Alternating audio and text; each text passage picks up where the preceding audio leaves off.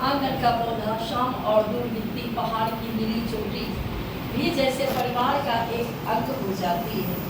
जब परिवार और घर की बात आती है तो एक अलग विशेष गुण दिखाई देने होता है, आत्मा से अधिक नजदीक आ जाता है, आत्मीय बन जाता है। क्या बन जाता है? आत्मीय। घर और मकान, ये दो शब्द आप सुनते हैं, अंग्रेजी में भी होम और हाउस सुनते हैं, लेकिन घर के साथ एक अलग सी फीलिंग होती है, अलग सी भावना होती है। और जब किसी वस्तु को, जिस विषय वस्तु को लिखते हैं उसको घरेलू बना लेते हैं। क्या बना लेते हैं? घरेलू बना लेते हैं। वृद्धावस्था और मृत्यु के प्रति भी एक स्वर मिलता है। खास करके लोग वृद्धावस्था और मृत्यु से डरते हैं, लेकिन इनके कविता में आत्मीय स्वर मिलता है। हमारे भगवान श्री कृष्ण ने भगवद गीता में कहा है, देहिनोऽस्मिन् यथा देहे कौमारं यौवनं जरा तथा देहांतर प्राप्ति धीरस्तत्र न मुह्यते देहिनोऽस्मिन्। इस शरीर में जो हमारी देही है, क्या है?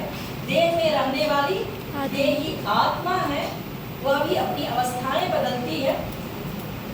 जिस तरह से हमारे जीवन में बचपन, जवानी, बुढ़ापा, उसी तरह से एक और अवस्था है देहांतर प्राप्ति, देह अंतर प्राप्ति, देह से कुछ इतर की प्राप्ति, जिसे आप साधारण भाषा में मृत्यु कह सकते हो। तो यह एक अवस्था है और इसमें हमारे संस्कृति में, हमारे दर्शन में इसे कोई भयावह या दुख देने वाला प्रसंग नहीं माना गया है।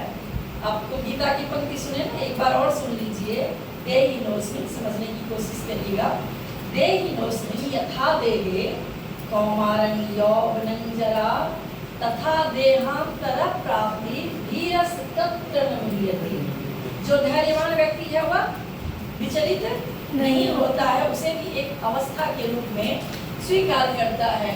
तो ये जो यहाँ वृद्धावस्था और मृत्यु के प्रति भी एक आत्मीय स्वर मिलता है कवि भवानी प्रसाद मिश्र के कविताओं में।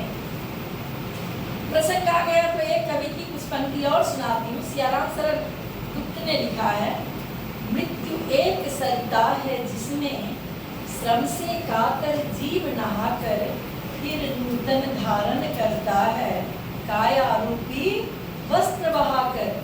ये काया, शरीर वस्त्र के समान है।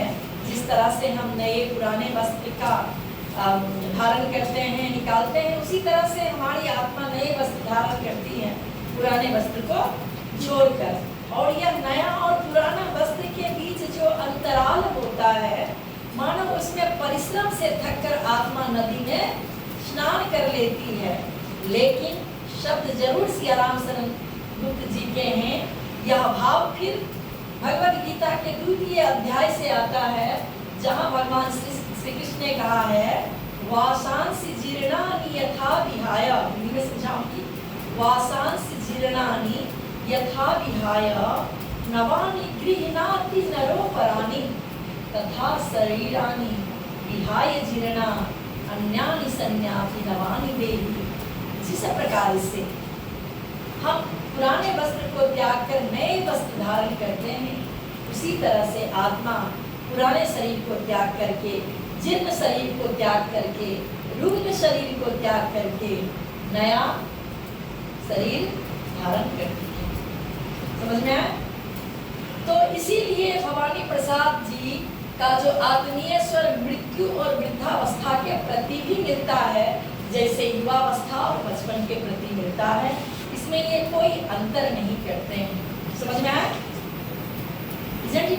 Are you agree? ठीक है।